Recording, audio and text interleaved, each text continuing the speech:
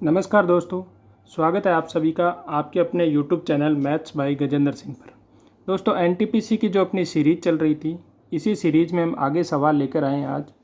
देखो, ये सवाल कह रहा है एक वस्तु को 2% तथा 16% के लाभ में बेचने पर विक्रय मूल्य में 3 रुपये का अंतर है, तो विक्रय मूल्यों का अनुपात कितना होगा।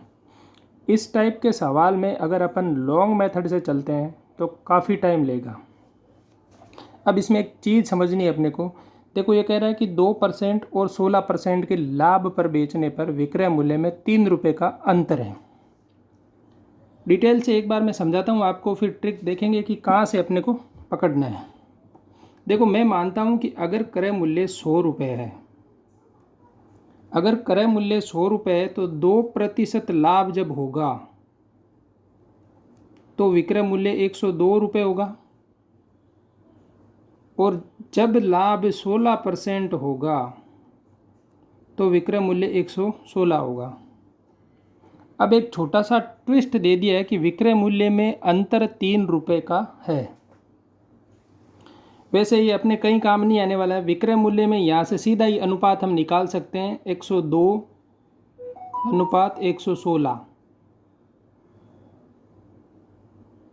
अब 102 अनुपात 116 को निकालेंगे तो यहाँ से मिलेगा अपने को 51 और ये होगा 58। फाइनल आंसर तो यही मिलने वाला है। लेकिन सवाल के हिसाब से भी देख लेते हैं कि ये कह रहा है कि विक्रय मूल्य में 3 रुपये का अंतर है। अगर ये रुपये की बात करता तो आगे जाके अपने को पूरा सोल्व करने था, लेकिन जब अनुपात की बात होती है तो अनुपात में दोनों तरफ से वो अनुपात कट जाता है। वो कैसे, देखो, जब ये अंतर कितने का है, अपने हिसाब से जब अपन ने माना कि क्रय मूल्य 100 रुपये है तो अपने पास अंतर आया 14 का।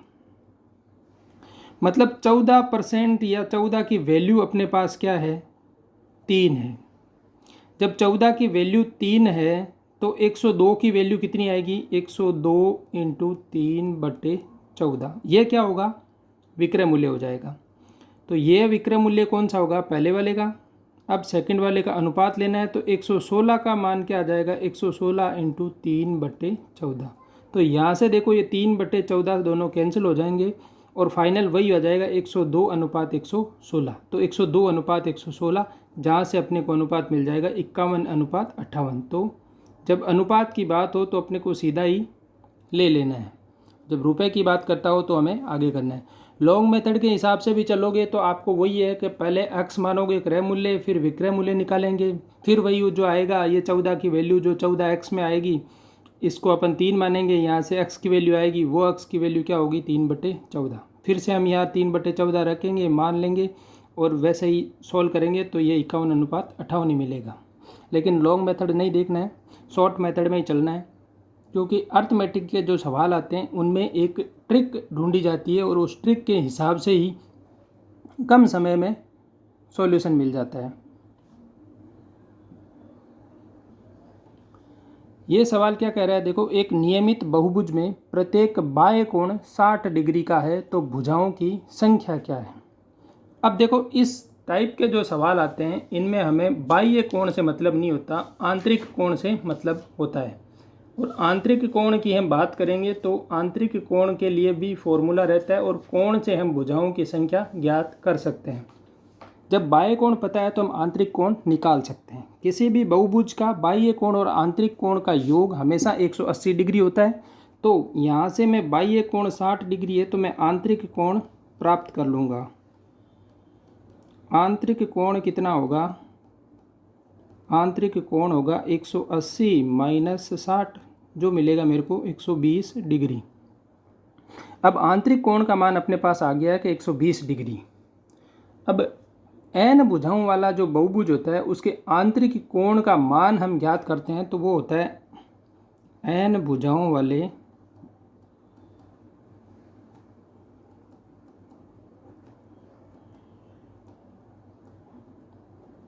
बहुभुज का आंतरिक कोण।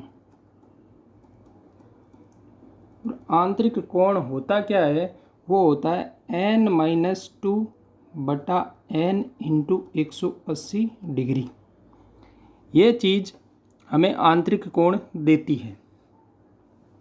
लेकिन अपने पास तो आंतरिक कोण दे रखा है, तो हमें तो n की वैल्यू चाहिए। तो आंतरिक कोण का मान 120 है।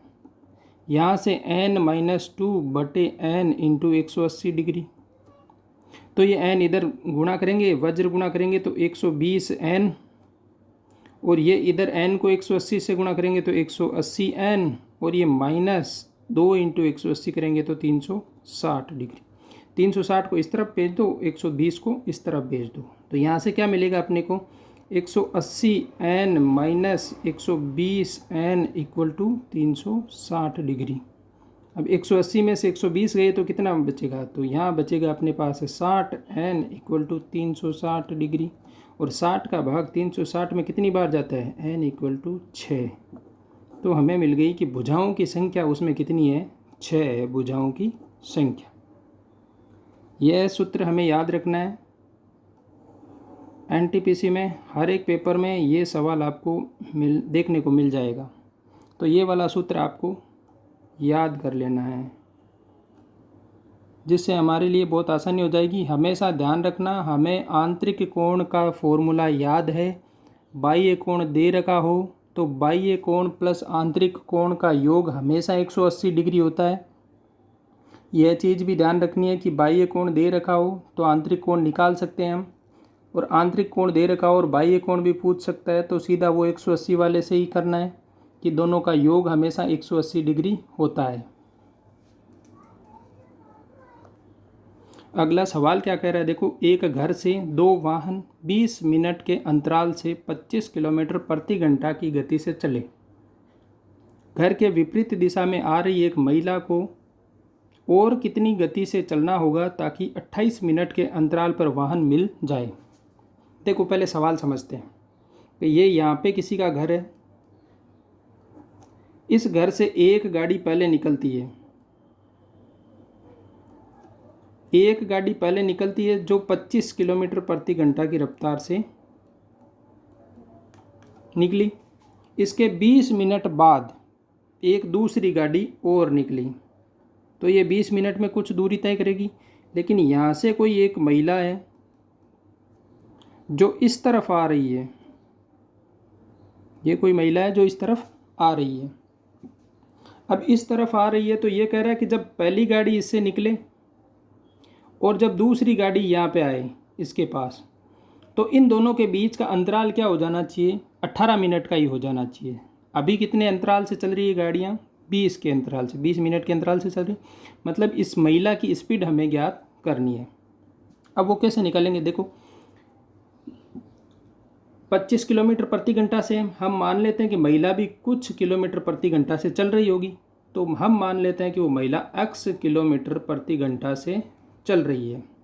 जब पहली गाड़ी निकली उसके बाद दूसरी गाड़ी भी 25 किलोमीटर की रफ्तार से आ रही है, तो ये गाड़ी 25 किलोमीटर की रफ्तार से आ रही है और महिला कुछ किलोमीटर की रफ्तार से चल रही है, तो दोनों की जो गति है वो जुड़ जाएगी। जब दोनों विपरीत दिशा में आते हो तो गति जुड़ जाती है। तो इनकी चाल जो है, हमें फाइनल चाल क्या मिलेगी, 25 + x किलोमीटर प्रति घंटा। अब देखो, ये मान चाल मिलेगी अपने को, फाइनल चाल मिलेगी। लेकिन क्या हो रहा है कि ये गाड़ी कितनी दूरी, ये 20 मिनट में दूरी तय कर रहे हैं, तो पहले 20 मिनट में भी दूरी कितनी होगी तय, तो दूरी होगी, देखो दूरी का सूत्र क्या होता है, चाल इंटू समय। तो दूरी कितनी है, चाल कितनी है, 25 की इस गाड़ी की, क्योंकि दोनों गाड़ियों के बीच की दूरी तो है जितनी हमें ज्ञात करनी है। तो ये दोनों गाड़ियों के बीच की दूरी पहले कितनी थी, 25 इंटू समय कितना था, 20 मिनट, तो 20/60। तो यहाँ से ये मिल जाएगा अपने पास, दूरी आ गई 25/3। दूरी आ गई है 25/3, चाल आ गई है 25 + x, और ज्ञात क्या करना है, x की वैल्यू ज्ञात करनी है, और समय दे कितना रहा है, समय दे रहेगा अपने को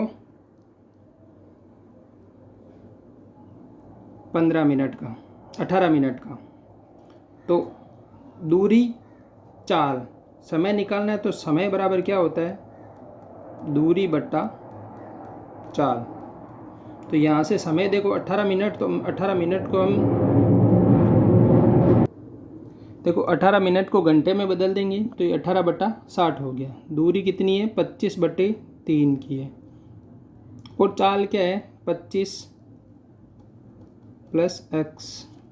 तो यहाँ से देखो ये 18 में 6 का भाग जाएगा 3 बार, यहाँ से 6 का भाग जाएगा 10 बार। यहाँ से मैं गुणा करूँगा, देखो 3 को इससे गुणा करेंगे तो ये क्या मिलेगा मेरे को? 3 × 3 9, 25 + x इक्वल टू ये 25 को 10 से गुणा करेंगे तो 250।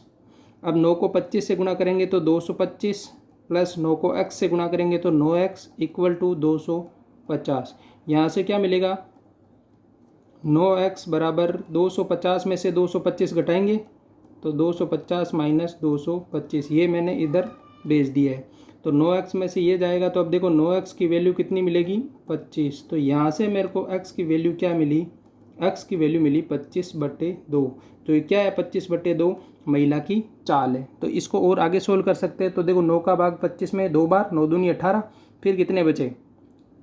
7। तो 2 सही 9, 7/9 ये किस में आएगी? किलोमीटर प्रति घंटा में। तो ये होगी महिला की चाल। इस चाल से अगर महिला चलेगी तो इन दोनों गाड़ियां जब निकलेगी तो वो 18 मिनट के अंतराल में ही निकल जाएगी। देखो इस टाइप के सवाल में गलतियां होने के चांस कहाँ कहाँ होते हैं। एक तो हम घर से विपरीत चल रही है, तो यहाँ पे जो ये चाल ले रहे हैं दोनों की, ये दोनों की जो चाल है कॉमन, इस चाल में हम गलती कर सकते हैं। यहाँ प्लस की जगह माइनस ले सकते हैं। अगर प्लस की जगह माइनस ले लेते हैं तो भी समस्या हो जाती है।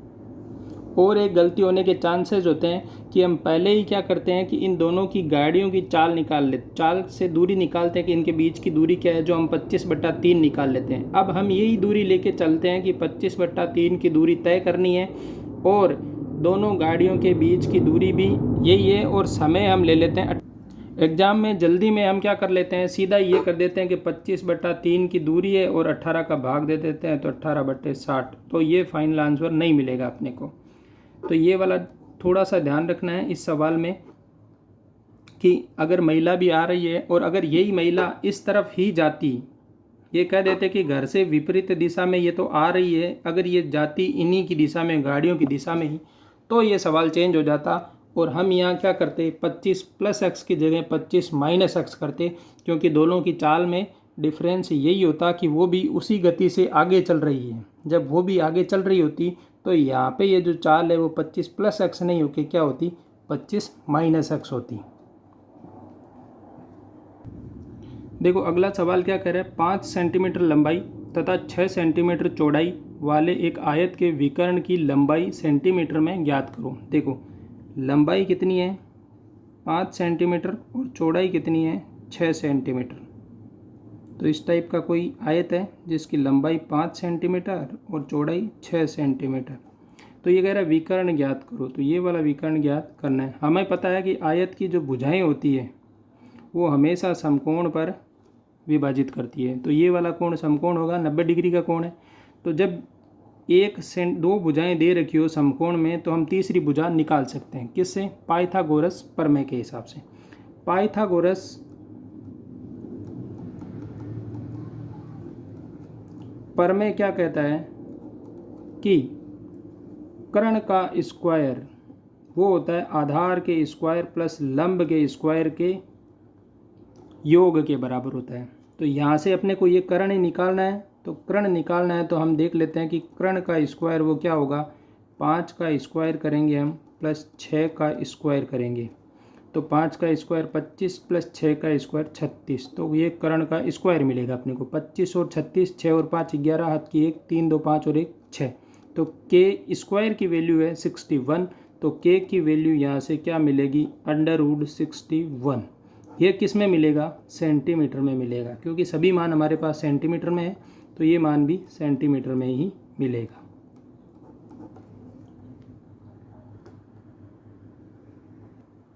देखो ये सवाल क्या कह रहा है कि भाग है वो ऋण को दर्शाता है और माइनस है वो योग को दर्शाता है, प्लस का साइन है वो गुणा को दर्शाता है और गुणा का साइन है वो भाग को दर्शाता है। तो जो ये समीकरण दे रखा है इस समीकरण की हम वैल्यू निकालेंगे। तो मैं देखो पहले जैसे जैसे सवाल में कह रखा है उस हिसाब से हम चलते हैं। देखो ये 182 का हम 182 लिख देते हैं। अब कह रहा है भाग ऋण को दर्शाता है, मतलब इसकी जगह हमें माइनस करना है और 91 हम लिख देते हैं।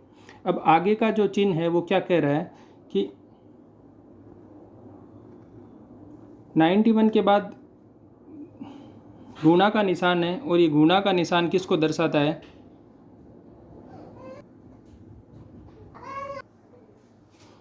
अब देखो गुणा का चिन्ह क्या कह रहा है कि गुणा का चिन्ह भाग को दर्शाता है, तो यहाँ पे हम लिखेंगे भाग। अब लिखेंगे 7। प्लस का चिन्ह देखो किसको दर्शाता है? गुणा को, तो हम लिख देंगे गुणा 3। माइनस का चिन्ह दर्शाता है योग को, तो +1। अब देखो पहले भाग सोल्व होगा, तो 91 में हम भाग देंगे 7 का, तो देखो 182 का 182 लिख देंगे, माइनस 91 में भाग देंगे 7 का, फिर करेंगे गुणा 3 से, फिर करेंगे प्लस का 1। अब देखो 7 से भाग देंगे तो ये क्या होगा? 7 एकम 7 एक बार जाता है, 2 बच गए, 2 और 1 21, 7 का भाग 3 बार गया, इंटू करेंगे 3 से, प्लस करेंगे 1 से। 182 माइनस 13 से 3 से गुणा करो, तो टेबल हमेशा हिंदी में याद रखो, ज़्यादा जल्दी रहेगी। तो 13 के 13, 13 26, 33 39, तो वैसे 39 प्लस 1। अब देखो 82 में से 39 निकालो और 1 जोड़ो, तो 82 और 1 83, तो ये हो गया 183। इसमें से निकालना है 39, तो यहाँ से हम माइनस कर लेते हैं। माइनस करेंगे तो 13 में से 9 गए 4, ये वापस देगा तो हो गया 4। 8 में से 4 गए 4, और ये 1, तो फाइनल आंसर क्या मिल गया? 144। हमें ध्यान रखना है चिन्ह का, थोड़ा सा बोडमास रूल का, बोडमास रूल्स के हिसाब से ही सोल्व करना है, और जो कह रहा है सवाल उसी हिसाब से हमें चिन्ह लगाने हैं। अब देखो अगला सवाल भी कह रहा है कि गणना करो। गणना करने के लिए हमें क्या कह रहा है? 15,872 में भाग देना है 32 का, और फिर से भाग देना है 4 का। तो इसे हम सॉल्व करेंगे, तो एक देखो पहले लिखेंगे 15,872 बटा 32। अब जो ये 4 है वो 4 क्या है? 4 बटा 1 है, तो यहाँ से इसे क्या लिखेंगे? 15,872 बटा 32 इंटू, अब इसको ऊपर ले जाएंगे तो ये क्या होगा? 1/4। अब देखो इन्हें गुणा करना, भाग देंगे, तो पहले 4 का भाग दे दो इसमें, फिर 32 का दे दो, इसे भाग देते सॉल्व करेंगे हम।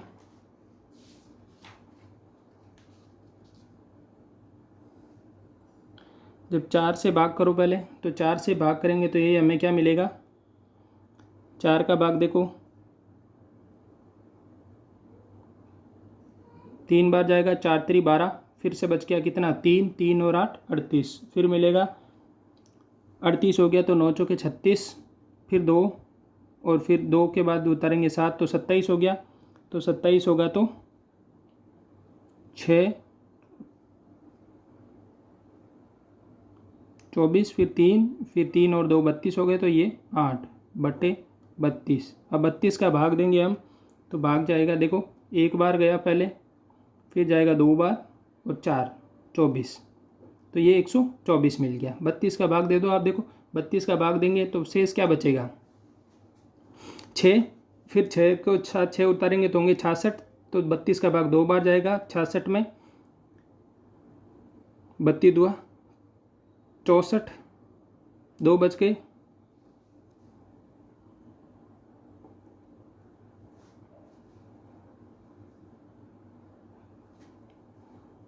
तो ये 124 मिल जाएगा अपने को। देखो 32 का भाग आपको लगाना है 39 68 में, तो 39 में पहले 1 बार जाएगा 32 का भाग, बचेंगे कितने? 7 बचेंगे, तो फिर होगा 76, 64 चला गया, 64 निकालेंगे, 76 में से 64 गए तो 12 बचेंगे, तो 12 फिर 128, और 32 का 4 बार गुणा करेंगे तो 128, 64 दूनी 128 होता है, तो 4 बार मिल जाएगा अपने को। फाइनल आंसर क्या मिल गया? 124। अब देखो ये वाला सवाल क्या कह रहा है? ट्रिग्नोमेट्री का सवाल है। साइन x की वैल्यू 4/5 हो तो 1 + tan स्क्वायर x की वैल्यू क्या होगी? देखो साइन का फॉर्मूला मैंने कल बताया है, LAL बटा KKA, ये फॉर्मूला हमें याद रखना है, लाल बटा कक्का। पहला किसका है? साइन का, दूसरा कोस का, तीसरा टेन का, ये कोट का, ये सेक का, और ये कोसेक का। ठीक है, लाल बटा कक्का याद रखना है। अब देखो साइन की वैल्यू दी है, मतलब लंब अपोन कर्ण दे रखा है अपने को 4/5। लंब और कर्ण दे रखा है तो आधार हम निकाल सकते हैं, और हमें पता है पाइथागोरियन ट्रिक 3 4 5 होता है। तो जब कर्ण 5 है, लंब 4 है, तो आधार 3 होगा। निकाल भी सकते हैं कर्ण स्क्वायर इक्वल टू आधार स्क्वायर प्लस लंब स्क्वायर, जो भी अपने पहले सवाल में किया था उस हिसाब से, लेकिन आधार अपने पास मिल गया। कुछ ऐसे पाइथागोरियन ट्रिक हमें याद रखने हैं जिससे हमारा सवाल जल्दी से हो सके। तो अब आधार की वैल्यू आ गई। अब टेन की वैल्यू क्या होती है? टेन का मान क्या होगा? टेन होता है लंब अपॉन आधार। तो लंब कितना है? 4, और आधार कितना है? 3। तो ये टेन की वैल्यू मिल गई। अब हम इक्वेशन में रखेंगे 1 प्लस टेन की वैल्यू कितनी है? 4/3, और इसका क्या करना है? स्क्वायर। 1 प्लस 4/3, 4 का स्क्वायर क्या होगा? 16, 3 का स्क्वायर 9। ये इसके नीचे 1 मान सकते हैं, या 1 ही होता है। अब देखो 9 आएगा एलसीएम, तो 1 का भाग 9 में 9 बार, और 9 को 1 से गुणा करेंगे तो 9, प्लस 9 का भाग 9 में 1 बार, और 1 को 16 से गुणा करेंगे तो 16। 9 और 16 25, 25/9। तो ये 1 प्लस 10 स्क्वायर एक्स की वैल्यू क्या मिल गई अपने को? 25/9। अगला सवाल है, देखो अगला सवाल कह रहा है गणना करो, और ये एक गुणा दे रखा है। 29,292 को 9,999 से गुणा करना है, लेकिन अपने को 9,999 से गुणा नहीं करना है। इसमें एक ट्रिक लगानी है, और उस ट्रिक के हिसाब से ये जल्दी हो जाएगा। अगर आप 9,999 से गुणा करने बैठेंगे तो ये 4 अंक का गुणा होगा, उसके बाद 4 अंक के बाद वापस जोड़ना भी पड़ेगा। लेकिन हम क्या कर सकते हैं? 29, 29, 2 इसको एज इट इज़ रखे हम इसे कह सकते हैं कि ये 10,000 में से 1 को घटाया हुआ है। भाई 9,999 है, मतलब ये 10,000 से 1 कम है, तो मैं लिख देता हूँ 10,000 में से 1 घटा दिया। अब क्या करेंगे? अब देखो पहले 10,000 से गुणा कर दो इसको, तो 29, 29, 2, और 10,000 से मतलब 4 0 लगा दो। फिर क्या करेंगे? हमें पता है कि ये इससे 1 से गुणा करेंगे तो सेम वैल्यू मिलेगी। जब ये दोनों सेम मिल गई है, मतलब इसमें से इसको घटाना है। मैं यहाँ नीचे लिख देता हूँ।